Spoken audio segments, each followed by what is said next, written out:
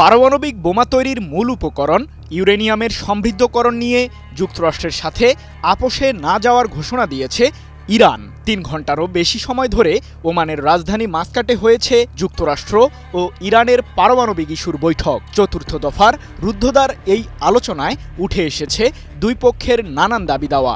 যদিও white house বদলায়নি তাদের অবস্থান। সমঝোতায় না গেলে তেহরান জুড়ে বোমা হামলার হুমকিও প্রত্যাহার করেননি মার্কিন প্রেসিডেন্ট ডোনাল্ড ট্রাম্প।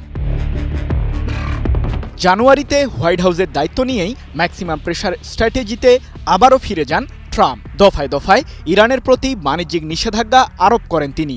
পারমাণবিক ইস্যুতে কূটনীতি ব্যর্থ হলে ইরানের বিরুদ্ধে সামরিক পদক্ষেপ নেওয়ারও হুমকি দেন মার্কিন প্রেসিডেন্ট। নিষেধাজ্ঞা তুলে নেওয়ার বিনিময়ে তেহরান তার পারমাণবিক কর্মসূচিতে কিছুটা লাগাম টানতে সম্মত হয়। তবে রেড লাইন বা লাল রেখা নিয়ে যুক্তরাষ্ট্রের সাথে কোনো ধরনের আপোষে না যাওয়ার হুঁশিয়ারিও দিয়েছে ইরান।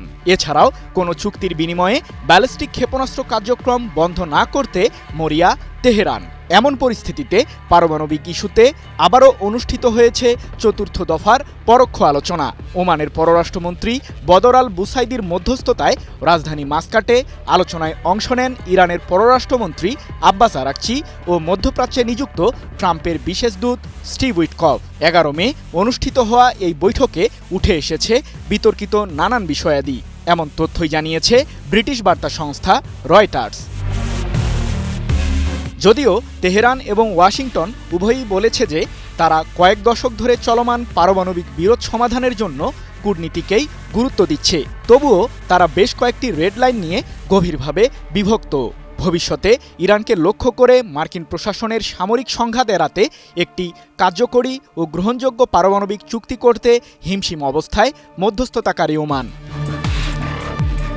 চতুর্থ দফার আলোচনা শেষে রেড লাইন সম্পর্কে আবারও বার্তা দিলেন ইরানের কূটনৈতিক দলের প্রধান আব্বাস আরাকচি। তিনি বলেন, ইরানের মাটিতে ইউরেনিয়াম সমৃদ্ধকরণের ক্ষেত্রে আপোষ করার কোনো সুযোগ নেই, যদিও পরিধি ও স্তরে পরিবর্তন আনা হতে পারে। এ সময় আরাকচি চতুর্থ দফার আলোচনা প্রসঙ্গে বলেন, আগের ৩ দফার তুলনায় এবারের নতুন আলোচনা আরও গুরুতর ও সহজবোধ্য হয়েছে। আমরা এখন একে অপরের মতবিরোধগুলো ভালোভাবেই বুঝতে পারছি, যা ভবিষ্যতের অগ্রগতিতে কাজে দেবে। তবে ইউরেনিয়াম সমৃদ্ধকরণ ঠেকাতে বেশ তৎপর যুক্তরাষ্ট্র। মূলত এই বিষয়টিকে ঘিরেই হোয়াইট হাউস ও তেহরানের মাঝে চলছে দর কষাকষি। সম্প্রতি স্টিভ উইটকফ এ সম্পর্কে বলেন, আমাদের রেড লাইন হলো ইউরেনিয়াম সমৃদ্ধকরণ বন্ধ করা। এর অর্থ হলো ইরানের নাতানজ, ফোর্ডো ও ইস্পাহান প্রদেশের পারমাণবিক কার্যক্রম সম্পূর্ণরূপে ধ্বংস করা। এদিকে চতুর্থ দফার আলোচনাতেও কোনো ধরনের সমঝোতায় আসতে পারেনি তেহরান ও যুক্তরাষ্ট্র, যার কারণে আবারও বৈঠক আয়োজনের প্রস্তুতি নিচ্ছে দুই পক্ষ। তবে ঠিক কবে হচ্ছে পঞ্চম ধাপের আলোচনা সে বিষয়ে এখনও জানায়নি হোয়াইট হাউস ও তেহরান। স্বাস্থ্যকর অল টাইম হানিকম, সব সময় অল টাইম হেলদি লাইফ।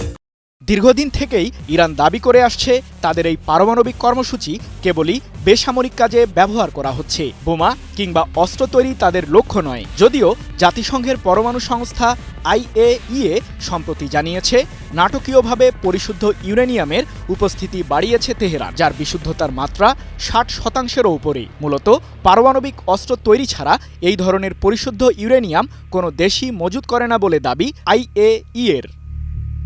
সৃজন মাহমুদ, নিউজ 24।